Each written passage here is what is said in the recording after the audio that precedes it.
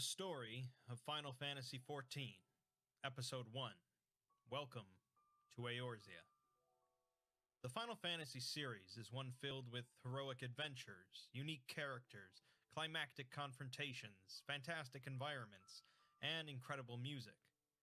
Of all the games in the franchise, Final Fantasy XIV embodies all of these concepts perhaps better than any of the rest, or at least more extensively. The story of Final Fantasy XIV is lengthy, involving hundreds of characters and numerous factions encompassing hours upon hours of content. It is somewhat unique in the series by being a massively multiplayer game, but holds true to the franchise by containing a detailed and gripping narrative. Playing through this story on your own and absorbing all of its details could take upwards of 200 hours or more, but merely watching a short summary of its events would rob you of most of the joy of the character development and small details. This video series will attempt to create a middle ground between the two, a lengthy summary that will take far less time than actually playing yourself, while maintaining as much of the positive parts of the experience as possible. I will be making choices throughout this summary in order to present it as a complete narrative, but of course everyone's playthrough will be their own, in some way. I will note that knowledge of any other game in the franchise is not at all required, as each Final Fantasy tells its own story. The story of Final Fantasy XIV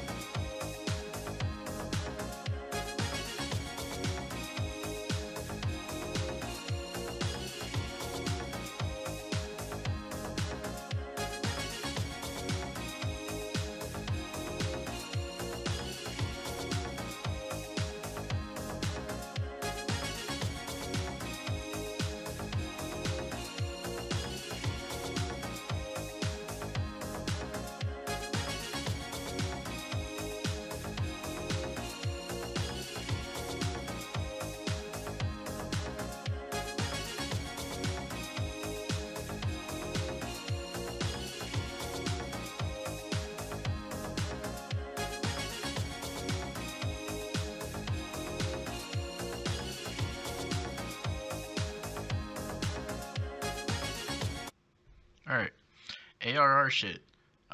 Let's start with the end of 1.0. The Guardian Empire was like, yo, fuck the shit, and then they launched like a full attack on Eorzea. But JK, they were trying to like stop the primals forever, and then use their powers to bring down the Red Moon and Sky Dalamud. And then there's these clowns named the Asians, right? And they tell the Empire person like, yo, if you do this, you can like bring down the Red Moon like a fucking meteor. And Neo was like, oh, yo, that's sick. And then anyway, so that shit happened, and then the Red Moon came down, came close, and Baja Blast came out of the meteor, or yeah, came out of the Red Moon meteor, like, yo, I'm free, bitches. And then the old dude in the trailer, the true OG Sage Mage, Louis Wa, he prayed to Yoshi P for powers, and then he got a power buff and got the Phoenix buff and was able to 1v1 Baja Nerd. Anyways, this became known as the Calamity. Alright, great. Now we're into 2.0. It's like 5 years later or some shit. You're the Wario of Light.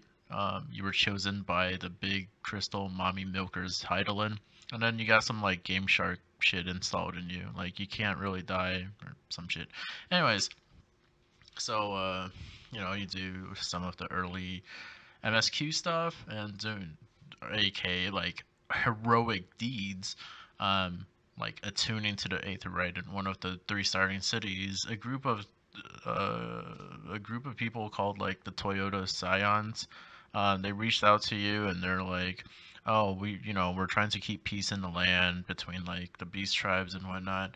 Anyways, they try to sell you some Girl Scout cookies, and then they also talk to you about your Game Shark God mode, the Echo, which makes you kind of like immune to like the Primal's enslavement, which is also known as the tempering in the game. Anyways, so with all that in mind, they're like, yo, since you got the Game Shark God mode on, why don't you go check out the Beast Tribe of Maja, because they're trying to summon Ifrit or some shit. Anyway, so yeah, you go and defeat Ifrit, stop him from being woke. After that, people are like, yo, this guy is pretty cool. Why don't you join our company today for some daily ERP? Extreme raid progression. Anyways, the Asians are also like, yo, what the fuck? Who's this kid? And then they go like behind the scenes and they hit up Gaius von Balzar of the Empire, and they work together to try to stop your progression, and also to help the Empire to expand their expansion, conquer and expansion. But anyways, you don't know this part, but you see it in a cutscene, but the player itself, the character, doesn't know. Anyways, so you continue to stop the primals, and you do some shit in Lumza, and then you face off against the Titan in the Kobold area. Anyways, later you learn about the word, the bird's word. Ixal people, they're trying to summon their primal Garuda, but she's got like big wings and shit, and she's like Wendy or something. Wendy's nuts going in your mouth. Wendy's, and then she causes like this giant tornado, and then you can't fly it or you can't go into it because giant tornado. So anyways, you talk to your old friend Sid, and he's like, yo, yeah, I can hook you up with an airship and we can fly right in there.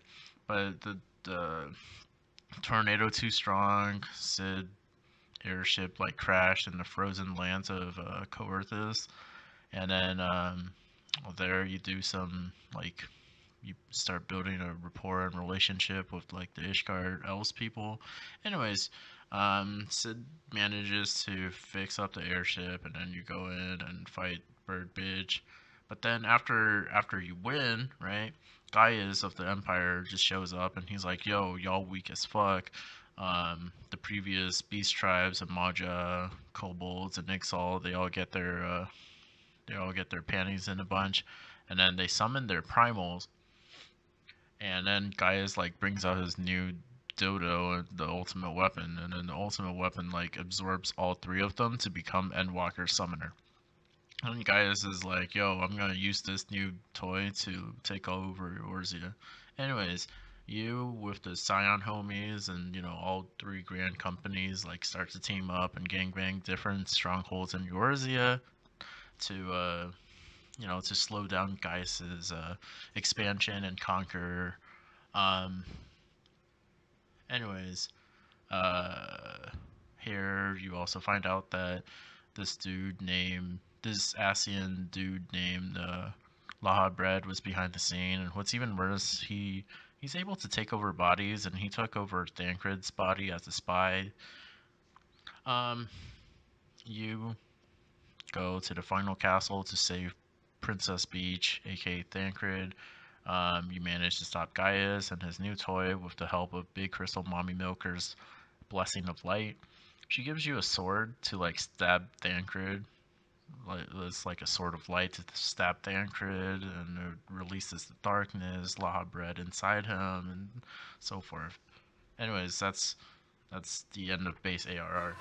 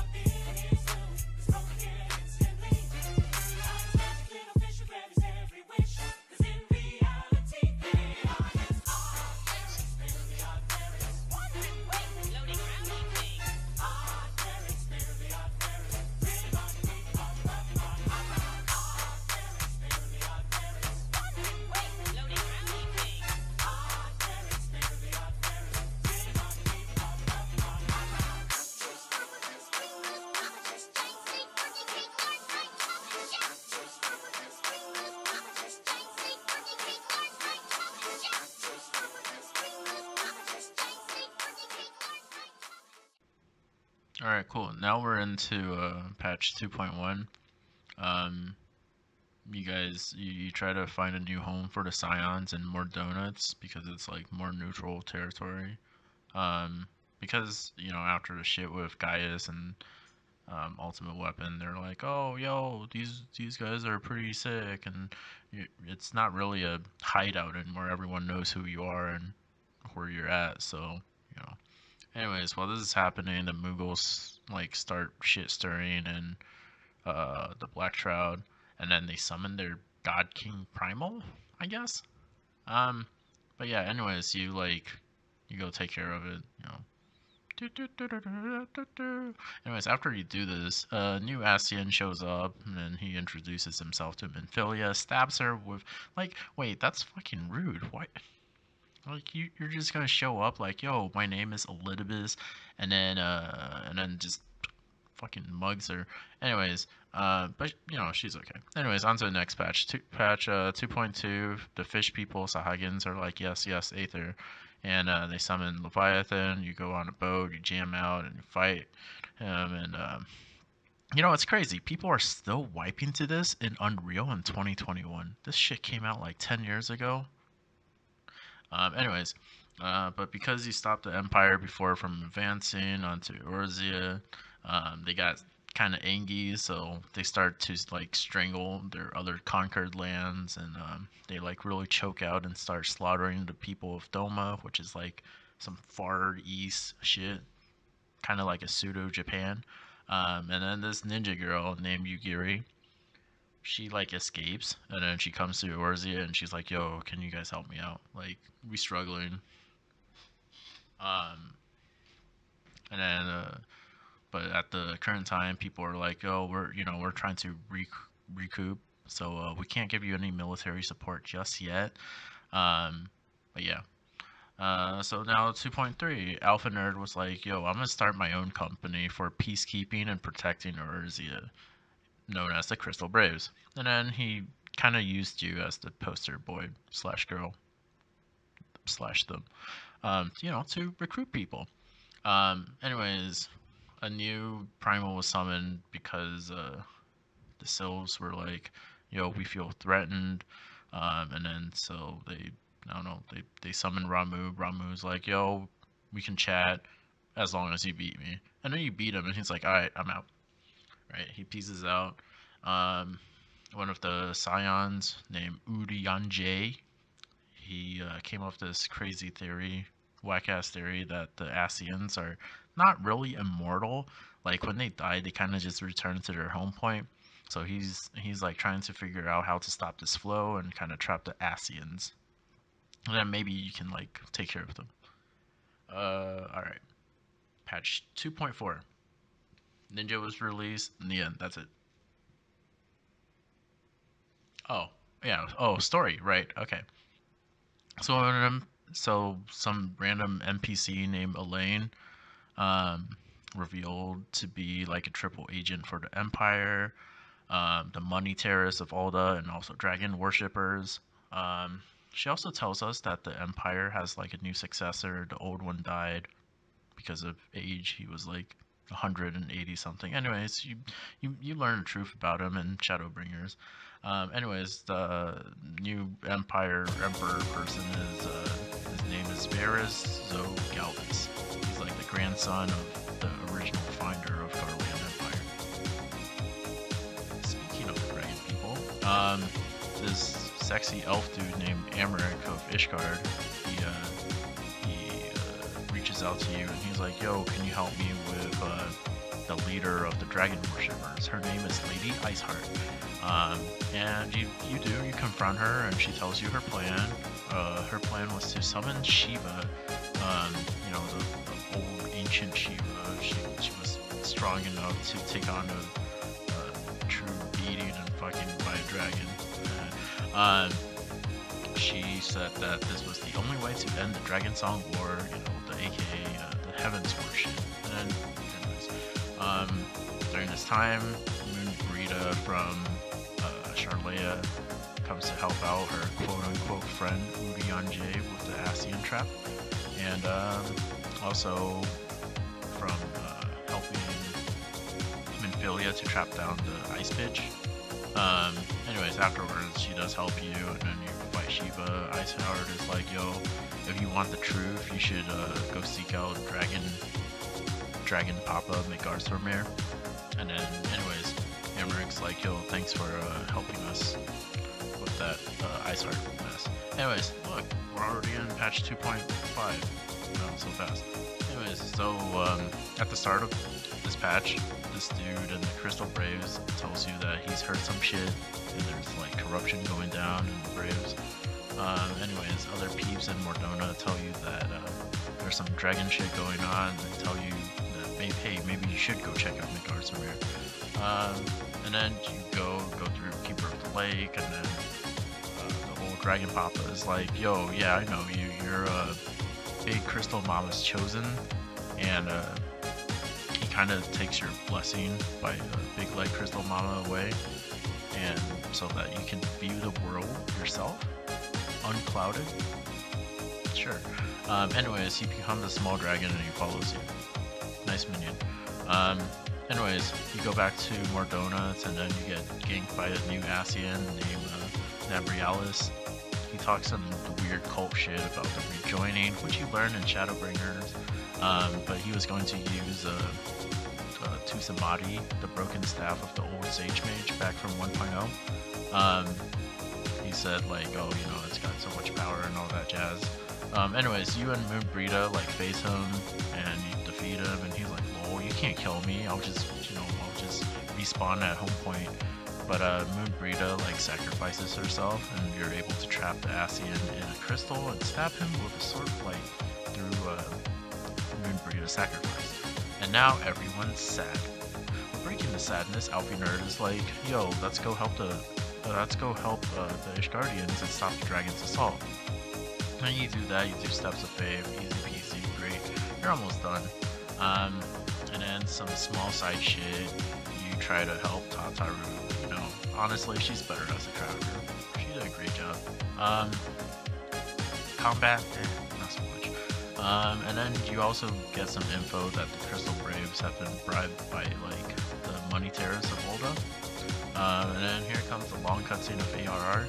Basically, TLDR of this cutscene, you get framed for Pink Princess Potato's poison. Then Bad Lalafell like frames you, announces that you and the Scions are no good. He talks shit. He gets scissored by Rabon, not in a sexual way. And then the Scions and you try to make an escape away from Holdup. The Scions, they sacrifice themselves for you to escape with Alfie Nerd, and you find refuge in Ishgard with elves. Ta-da! The end. There's actually some more stories like in between. Like they mentioned Eureka shit all the way back in 2.1, and like what happened, what's going on with Eureka in patch 2.2. They also mentioned Omega in 2.3, like finding parts of it, and that the money terrorists are trying to use it to gain power, you know, that shit in between. But yeah, that's pretty much the wrap up for ARR, the TLDR, ARR. Good job, you made it this far, you're done. Great. Heavensward incoming, probably not.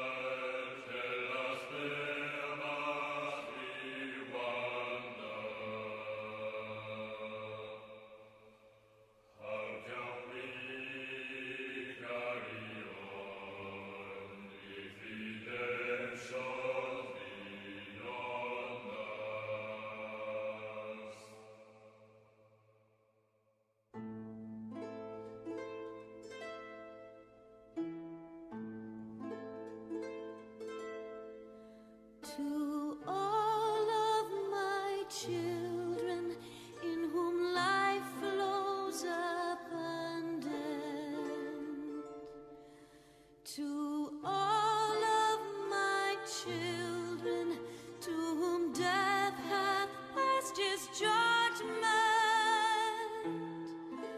the soul yearns for honor, and the flesh the hereafter.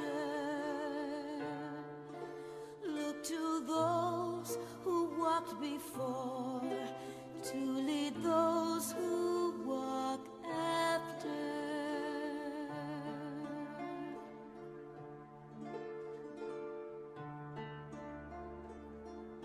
Shining is the land's light of justice.